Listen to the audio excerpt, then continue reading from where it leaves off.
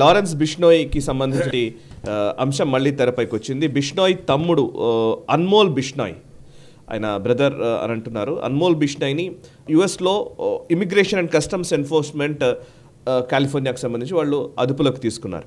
So fake documents చూపించాడు అనే ఉద్దేశంతో అతన్ని ఎక్స్ట్రాడిక్ట్ చేయాలని చెప్పేసి భారత్ అడుగుతోంది. అండ్ కెనడా అనేమో లారెన్స్ బిష్నోయే ఈ నిజ్జార్ కిల్లింగ్లో ఉన్నాడని తెలుస్తోంది.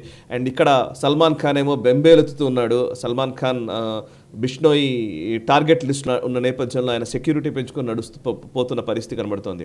సో ఈ బిష్నోయ్ గ్యాంగ్ కార్యకలాపాలు ఏంటి అసలు ఒకసారి దీని గురించి వివరించాలనిపిస్తుంది సార్. గ్లోబల్ రౌండప్లో మనం ఇప్పటిదాకా దీని గురించి డిస్కస్ చేయలేదు.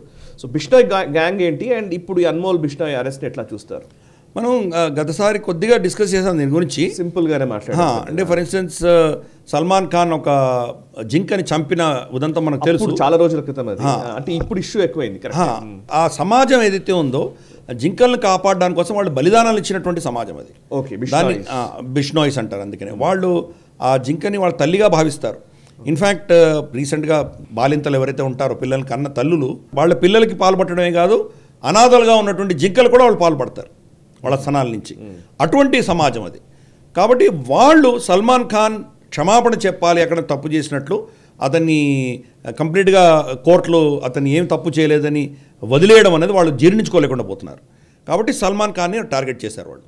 ఇన్ని కోట్లు మనకి ఆ అమ్మవారికి ఇవ్వాలి, మీరు ఆ గుడికి ఇవ్వాలి, వచ్చి ఆ అమ్మవారి దగ్గర వచ్చి క్షమాపణ చెప్తేనే మిమ్మల్ని వదిలిపెడతాం, లేకపోతే మిమ్మల్ని చంపుతామని వాళ్ళు మొదలుపెట్టారు. దాని తర్వాత ఇంకా ఇటువంటివి చాలా కొంతమంది వాళ్ళ నమ్ముకున్నటువంటి నమ్మకాలు సనాతన ధర్మానికి వ్యతిరేకంగా ఉన్నటువంటి వాళ్ళని చాలామందిని వాళ్ళు ఎలిమినేట్ చేసుకుంటూ వెళ్తున్నారు వాళ్ళు. దాంట్లో కెనడాలో కూడా ఈ ఖలిస్తానీలకు వ్యతిరేకంగా వాళ్ళు చాలా యాక్టివిటీస్ చేశారు వాళ్ళు. అది వాళ్ళు కూడా ఒప్పుకుంటున్నారు. మనం ఆల్రెడీ కొంతమంది లారెన్స్ బిష్నోయ్ గ్యాంగ్కి సంబంధించి కొంతమందికి మనం ఎక్స్ట్రాడిషన్ రిక్వెస్ట్ కూడా కెనడాకి పెట్టాం మనం. దాని గురించి వాళ్ళు ఏం మాట్లాడలేదు. కానీ లారెన్స్ బిష్నోయ్ గ్యాంగ్ వచ్చేసి డైరెక్ట్గా ప్రధానమంత్రితో లింక్ ఉన్న లెవెల్లో వాళ్ళు మీడియాలో రిపోర్ట్లు రాసేసుకుంటున్నారు వాళ్ళు కెనడాలో.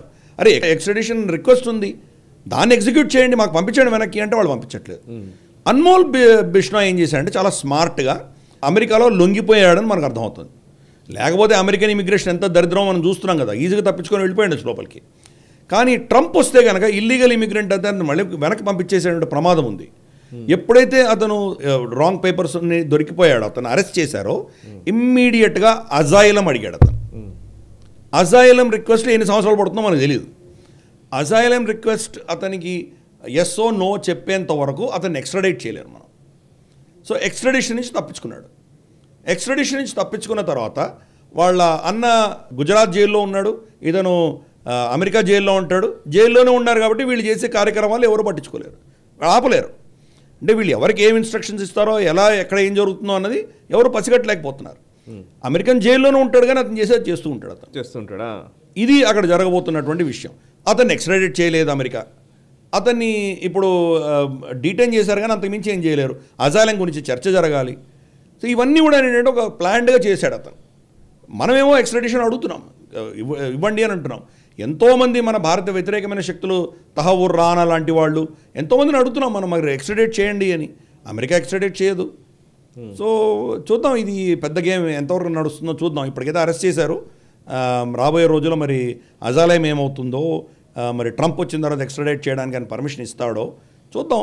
ఏదైనా కానీ ఎనీవే లారెన్స్ బిష్నోయ్ మన జైల్లో ఉన్నాడు, అన్మోల్ కూడా మన జైల్లో పెట్టుకోవడంలో మనకి ఇబ్బంది లేదు. మనం we are ready for it. Okay, ఈ వీడియో మీకు నచ్చినట్టయితే లైక్ చేయండి, 10 మందికి షేర్ చేయండి. అలాగే కామెంట్ల రూపంలో మీ అభిప్రాయాలను మాతో పంచుకోండి. Nationalist hub group of channels ను సబ్స్క్రైబ్ చేసుకుని తెలుగునాట జాతీయవాద జర్నలిజాన్ని ప్రోత్సహించండి. ఈ వీడియో కింద ఉన్న బెల్ ఐకాన్ పై క్లిక్ చేయడం మర్చిపోవద్దు.